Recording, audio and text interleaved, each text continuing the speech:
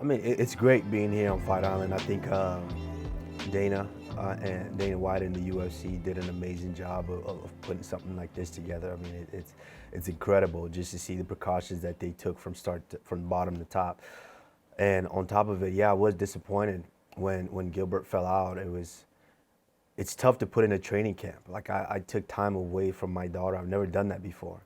I moved away and I wasn't able to see my baby girl each and every day.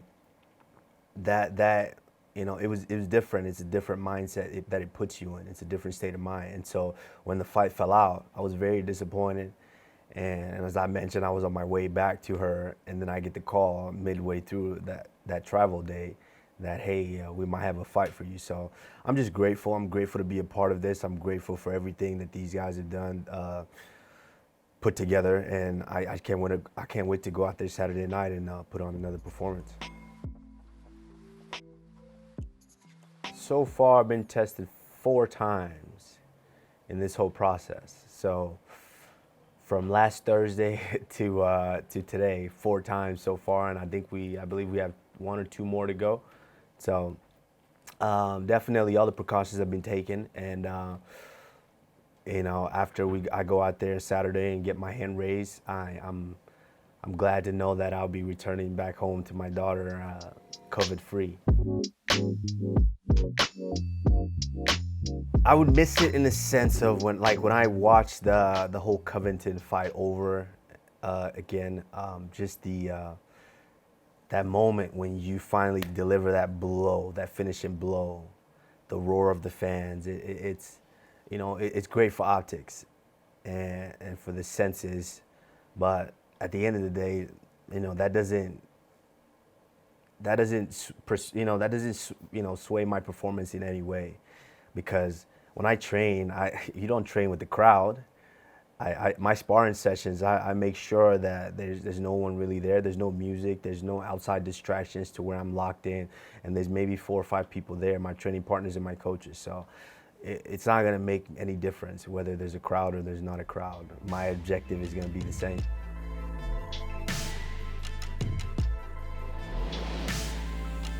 That's the thing about me and the type of fighter that I am and the style that I fight. It doesn't matter who it is. My style is geared to just breaking and dominating each and every opponent, whether you're a striker, whether you're a grappler, whether you're a wrestler or a kickboxer. It doesn't matter what style you have. I know I've prepared myself, and I've done all I can to control what I could control.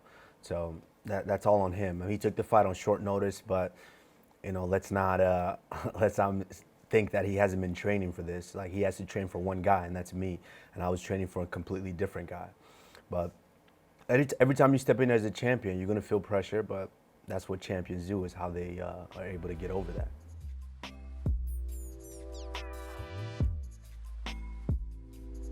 This was the next step of my vision, of my plan, of my goals. This was next. I initially was headlining and becoming champion, and then headlining my own event. Then what was bigger than that? Headlining the most important weekend in UFC, fight, which is International Fight Week. And I spoke with Dana after the last performance, and this is what he wanted. This was his plan, and I was on board with it. I've been on board since day one. And Dana tried his best to make the fight happen. Unfortunately, their side wasn't able to live up to the things the contract that they signed and things of that nature. And so they wanted to back out, and they said that they didn't want to fight. And then, of course, it came to Gilbert, and Gilbert said he wanted to fight. And I'm the champion. I have to take on all challengers, and that's what I planned on doing until, unfortunately, events happened, and now we're here. And this was a fight that should have happened all along.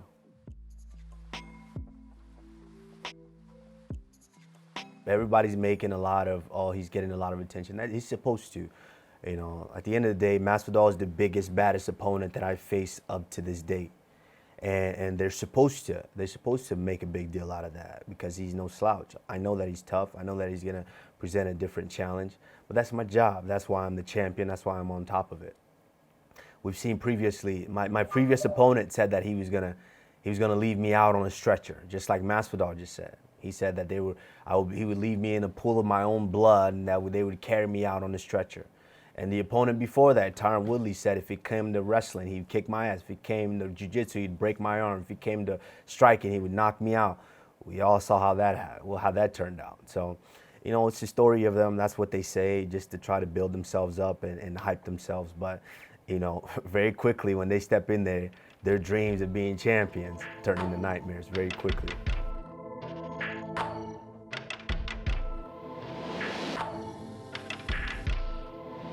You know, it's very hard for just one guy to be able to go out there and really sell to the masses. I mean, there, you know, if I had to think about it, there's maybe a couple of guys in the history that have been able to do something like that.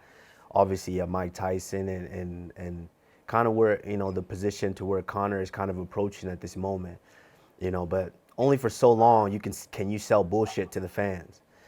The fans know if you have someone that's worthy of a challenge or not, and the fact that Jorge had such an amazing year last year in 2019, it puts him into that category to where he is the next biggest challenge for me, and you know, I'm excited. I can't wait.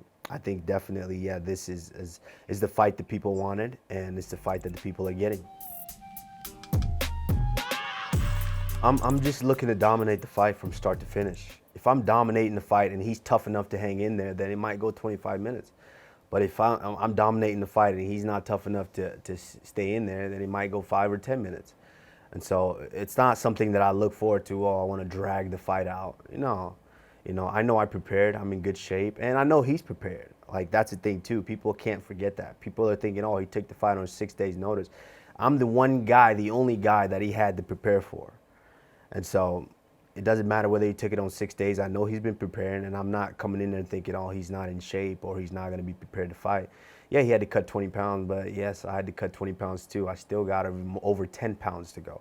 So it is what it is. At the end of the day, Saturday night, we're going to step in there, or Saturday morning for me, we're going to step in there and we're going to make it happen. He's very skilled.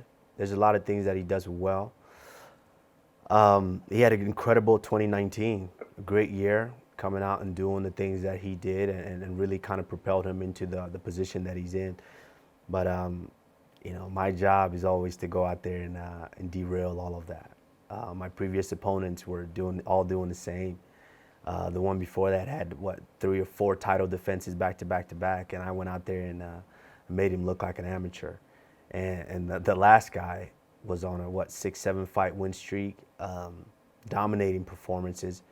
And I went out there and still got the job done. And nothing changes here.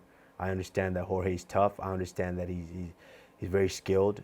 And, you know, I do believe that he believes that he's going to come out and try to take my head off. I believe that. And I'm going to go out there. And like I said, I'm going to treat him accordingly. And I'm going to discipline him the appropriate way.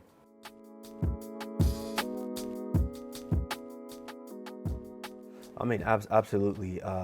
As a black man, not, you know, living in America and just kind of seeing all of the things that have taken place. I mean, we've been seeing it for years. It's just, I'm glad that it's brought to the forefront now, because I think the world is really tired and they just really want to change. And I think obviously each and every statement that we continue to make, and everything that, all the eyes that we bring to the situation and the attention, it helps in a way to where it helps moves us forward slowly. And I think by me going out there July 11th and making another statement like I've made in my past fights, it's going to help a bit. This is the addicting part of what we do, is that moment after the fight. I can't wait. I was speaking about this yesterday. I can't wait to get home and get on my couch, close the doors, order some Thai food, and me and my daughter just watching Netflix. That's the most addicting moment to me in this whole process, is being able to go home, mission accomplished, bank account full of money, and you're just on the couch eating Thai food, watching Netflix. That's the best feeling in the world for me, and I can't wait to repeat that.